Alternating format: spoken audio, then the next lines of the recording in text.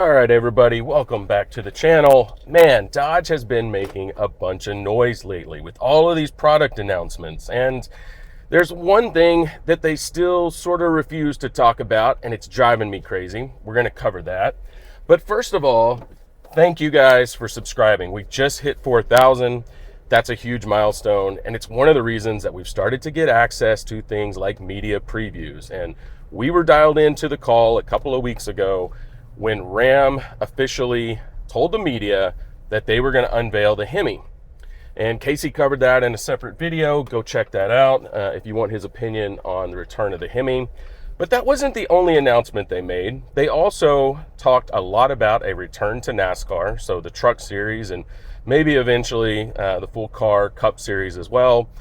And the 250th anniversary, US anniversary, which they're doing a ton of marketing around. It's kind of America, F yeah, guns blazing, eagles screaming ad campaign, which we'll talk about a little bit today. There is one more major announcement they're going to make. It's actually going to be tomorrow on the 18th. I'm not going to blow their cover. I'm not going to tell you exactly what it is, but I am going to say this. In my opinion, it's the biggest announcement yet. And I think it will have the most impact on the industry. Stay tuned. Subscribe. We might cover it. Although, it's going to be pretty self-explanatory, and you probably don't need me to pop on here for 10-15 minutes and blab on about it. But the product that you guys are all interested in is the Ramcharger. And for those who don't know what that is an extended range hybrid. They have promised it in the full-size truck platform as well as the Jeep Wagoneer. And they keep kicking it down the road, right? So why is everybody so interested in it? Because it eliminates range anxiety in an electrified platform. We're talking about over 600 miles of total range between the 92 kilowatt hour battery and the 27-gallon fuel tank with a V6 generator on board that is solely there to resupply the battery, okay? So tons of potential in that platform. Well, what drove me nuts the most is that in this media call that we had several weeks ago, they asked for questions ahead of time. I actually submitted 3 questions all about the Ramcharger. First, to confirm or deny the delay, tell us when this thing is actually coming along. And then I asked a question about the off-road trim availability for the platform, because Chevy and GM with the Sierra and the Silverado EV platform for 26, they have actually removed the top level specs. So the Denali First Edition and the RST, these are more street oriented versions. And the top dog in their lineup is now AT4, right? And Trail Boss. So they're recognizing that these really long range EV platforms are attracted to people who do more adventure focused travel, okay? And so I wanted to know from Dodge or from Ram, guys, I know you're going to hammer me in the comments for always saying Dodge, but for Ram and for Ramcharger, this platform sets up so nice for people who tow, but also for people who go off-road and go camping, because there's no chargers there, all right? So it sets up perfectly. How about a Rebel Edition at launch? I wanted to know that, so I asked that question. And then the third question I asked was, if the Ramcharger is going to be delayed into 2026, first half, we don't know. Second half, we have no idea. Does that mean the Jeep Wagoneer extended range hybrid is going to be first? Because the last thing we heard on that vehicle was that it would be in production in Q4 of this year. Well, Ram didn't respond to any of those questions, and they didn't answer any of them during the press conference. The only question that they responded to was from one of the journalists in the announcement hall itself, who asked about, well, does the V8 coming back mean that electrification is dead at Ram? And you know, the assumption was that Stellantis in general, is it going to be deprioritized in the United States? And Tim Kuniskis had some really brief but interesting comments about electrification. First of all, he addressed the question from the perspective of the pure BEV Ram, the Ram Rev, okay, which has been kicked all the way out into, they say 2027. It wouldn't surprise me if it gets kicked out even further. And he's basically saying it's too expensive. Nobody's going to pay the money required for it. And the market is demonstrated with, he's really talking about Sierra and Silverado, that people just aren't willing to buy those in numbers. Okay, so he's saying it's not worth it to us to put that vehicle out. He did come back and make a comment, when we do jump into electrification, the extended range hybrid, the Ramcharger, makes a heck of a lot of sense. And that just about made my head explode, because, okay, well, if it makes a ton of sense, and back in February, you stood in front of that truck with all the engineering team and in front of the media and looked at them and said, hey guys, it looks like it's ready. Let's go. Let's put it in the market.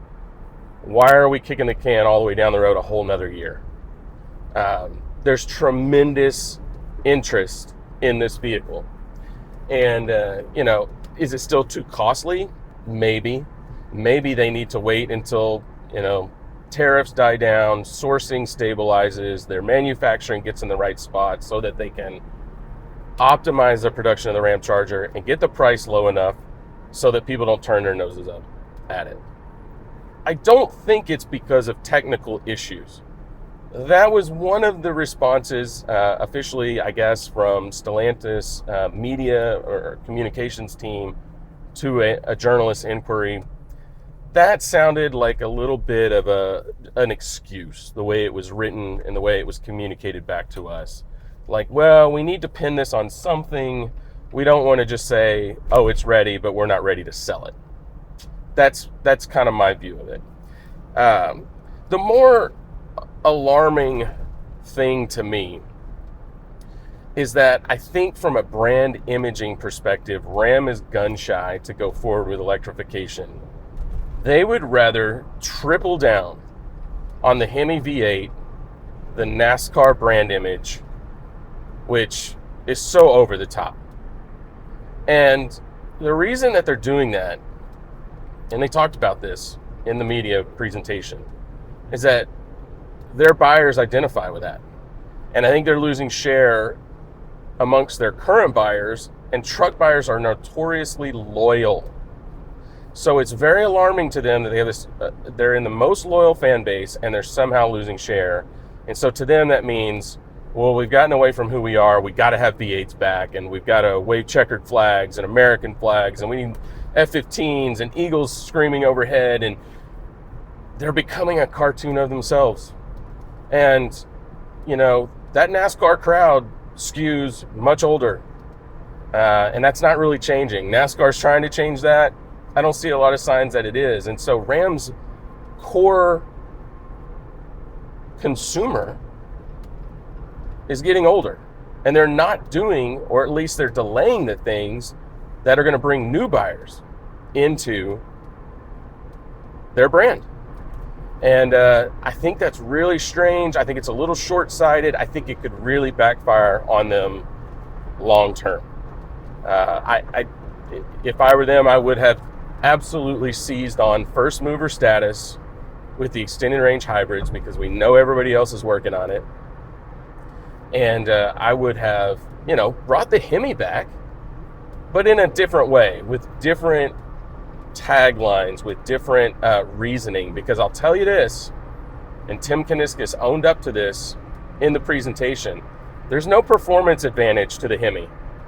He straight up said, if you want to tow with one of our engines, or you want the best fuel economy and the most power, then you need to go get the twin turbo 6 all day long. He goes, the HEMI's for people who just want loud noises. Guys, that's what he said. Some people just want the rumble of a V8, and we're going to give it to them. And we're going to charge them more for it, for less power, for worse fuel economy, for less towing. Okay, great. It's a very cynical view of the people who buy your trucks. And I think they gave up a big opportunity to go ahead and look like a modern, capable auto manufacturer who has an actual long-term strategy and vision for what trucks should look like in the modern era.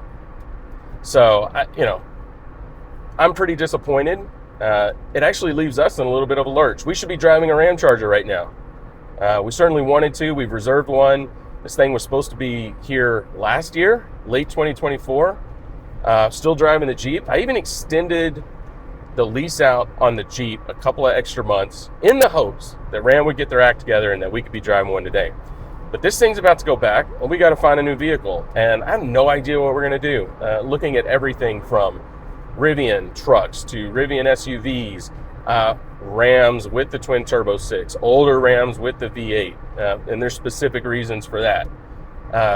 We are looking at the Silverado EV or the Sierra, but man, nothing hits like the Ramcharger extended range hybrid. Nothing fits what we want to do like that platform, and we continue to hear it over and over from you guys.